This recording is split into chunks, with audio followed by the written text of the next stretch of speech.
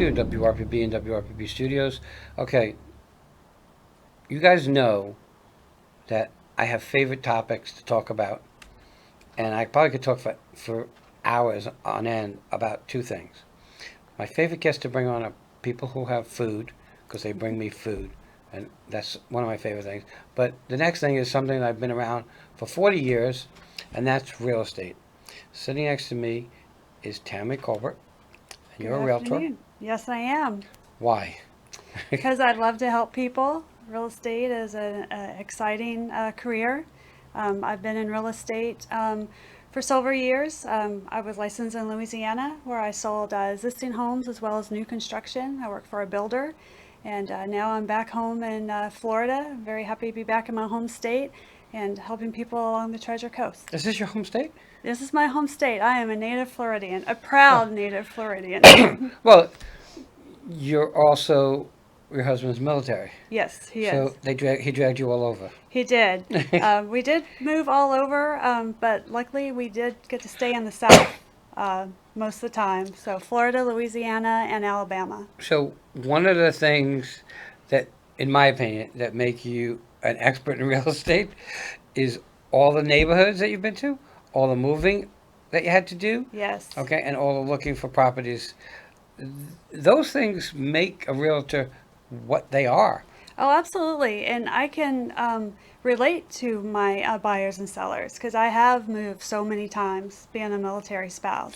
I know what they're going through.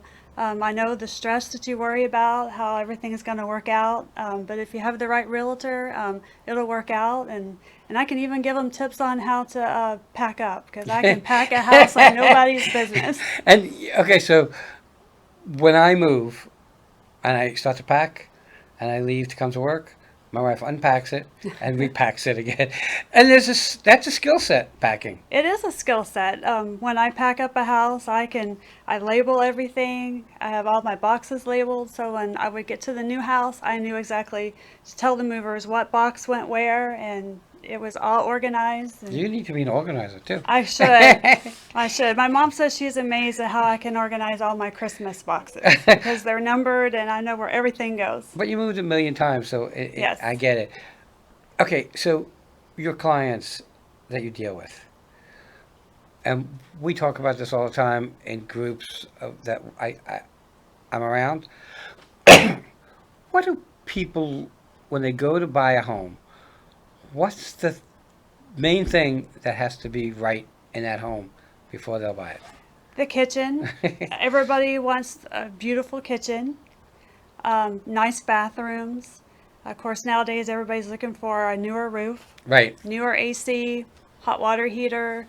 Around here, pools, and then storm impact windows. Being where we live along the coast, would be the biggest. But the kitchen, the Wi-Fi. We want the kitchen. That's where we spend most of our Well, time. don't say that, because when I go look for the house, I'm the one that decides that the kitchen's good, because I do probably 95% of the cooking in my house. Okay. Okay, and the kitchen. My wife's a chocolatier, and she does it at home, and the kitchen's important to her. But I'm in the kitchen all the time, and that's why I can't work from home, because the You be in the kitchen? the kitchen gets in my way.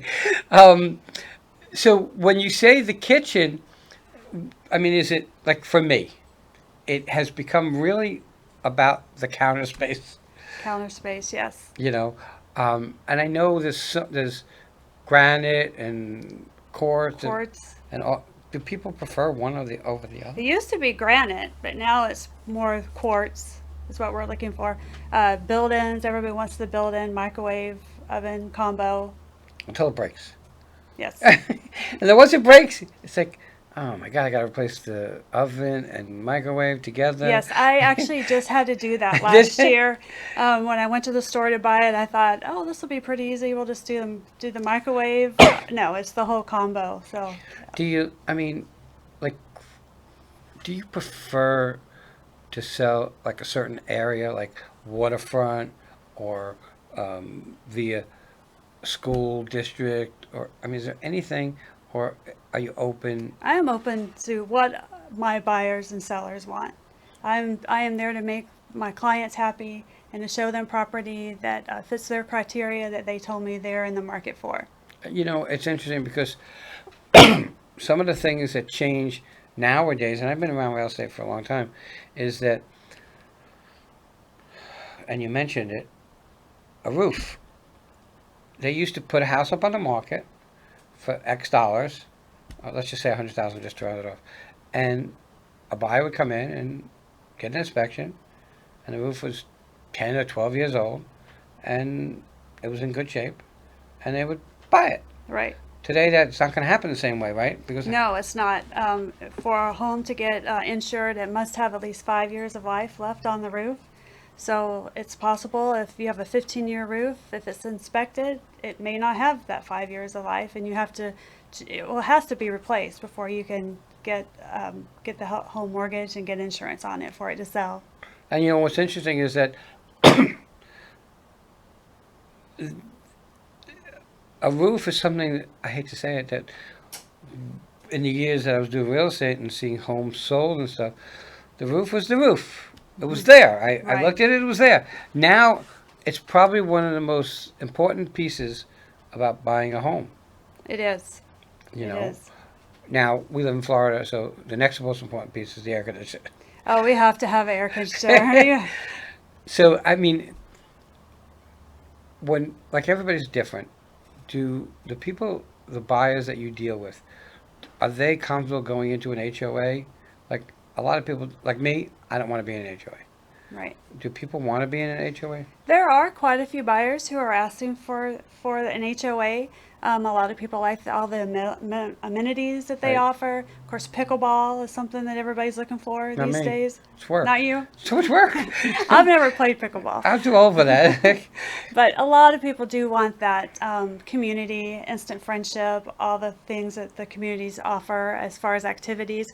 But then there's a lot of people who don't want to deal with an HOA. When I moved here, I didn't want to be in an HOA. I came from an HOA. So it just really is, it depends on the buyer and what they are looking for, what kind of lifestyle they want. And it's got its benefits. I mean, you'll know if you live in an HOA that your neighbor's not going to have his car up on blocks and 4,000 beer cans in his driveway. Exactly. And his house is not going to be painted polka dots. Oh, an HOA has a lot of, I feel, benefits just because of that. Because you always know your neighborhood is going to look nice, it's going to be kept up. You know you don't know what kind of neighbors you're going to get, but you know they can't do that. They can't, Right. have a junky car in the yard or dogs barking all day or those type things. And I think, and correct me if I'm wrong, but I think if you're going to move into an HOA community, you should read the rules. Nobody reads anything anymore. Oh, you have to read the bylaws of the HOA because once you buy the house, you are bound by those bylaws. Right. And they can if you're- fine you. If you're a plumber and you can't have a work truck in your driveway, now what do? You have to store your work truck somewhere else. Right. And that becomes an issue. And there's some HOAs that are really strict. You can't even keep your car in the driveway. It's got to be Right. in the garage. Those are way too many things for me to think about. I lived in an HOA where you had to keep the bushes trimmed in a square. Really? So I had 2 lots beside me, and if the branches would grow out over, they had to be squared. So, yeah, there is some silly little bylaws out Yeah. there. It's hard because for me, listening to people telling me what to do really doesn't work too well for me. And I always say, I would never hire me.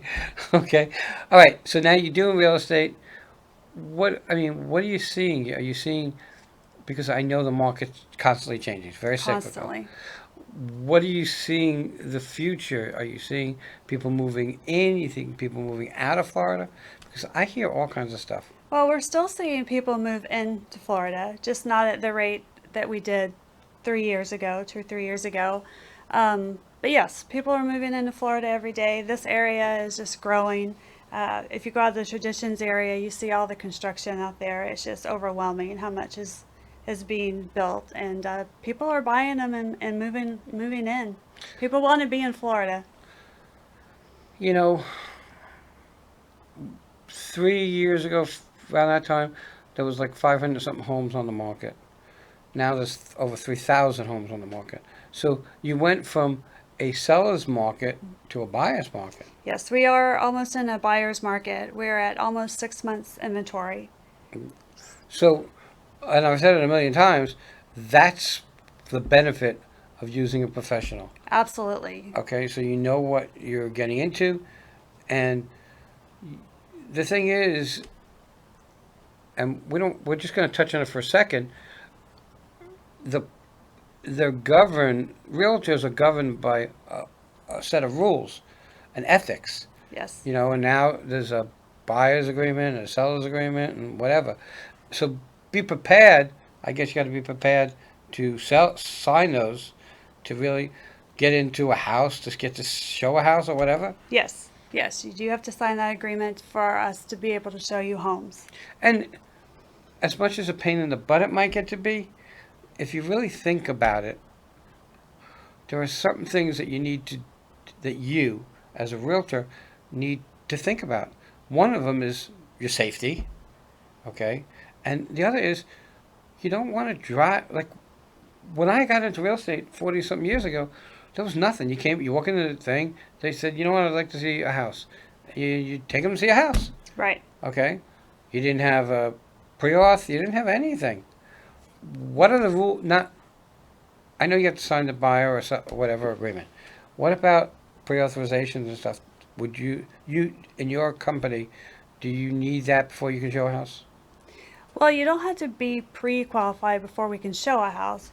But the worst thing that can happen is if you aren't pre-qualified and I show you a home and that's your dream home, that house may get away if you don't have that pre-qualification. Because Right. when we submit an offer, we want that letter that says that you can afford this home. So it is the benefit of you to get pre-qualified. And one of the things that for me that I see, and being around the industry a long time, and I only do commercial, but one of the things I see is that you should show a person 3 homes. Yes. One, I think you have to be really careful, because if you show them something that they can't afford, you open the door to probably never being able to make a sale. Right. You have to listen to your buyer. You have to listen to what they are wanting. And when I meet with my buyers, I sit down with them. I write down what their wants are, what their needs are, their budget, and I stick within that because I don't want to waste their time and showing them homes that I know that they can't afford or don't fit their criteria of what they're looking for. So I listen to my buyers and make sure that I stay within what they are asking me to show them.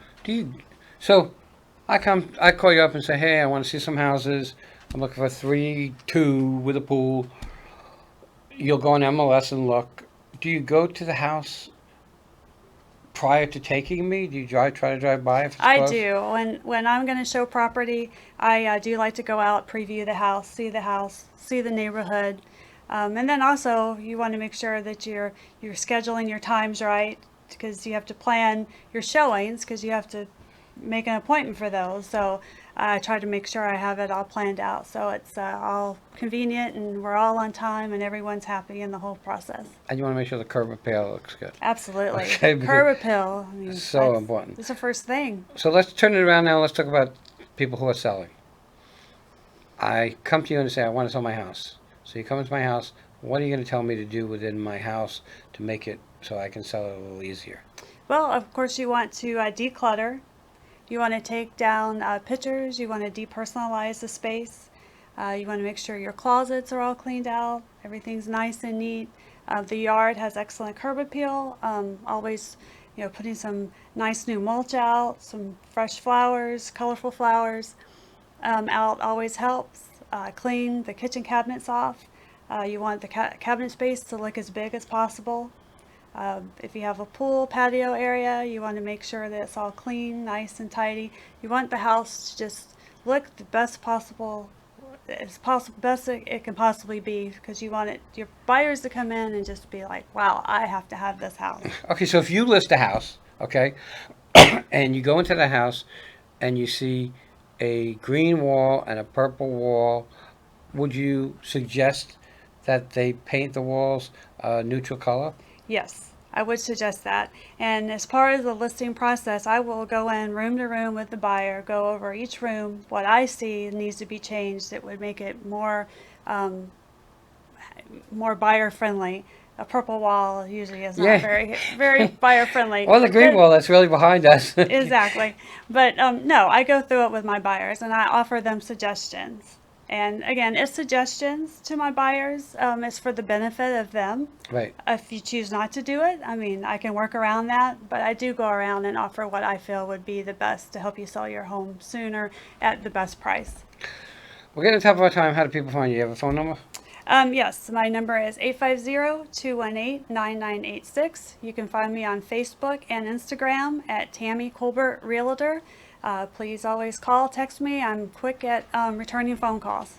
Everybody, use a professional. Tammy, so much Thank you so much. coming in. Everybody have a great day. We'll be right back.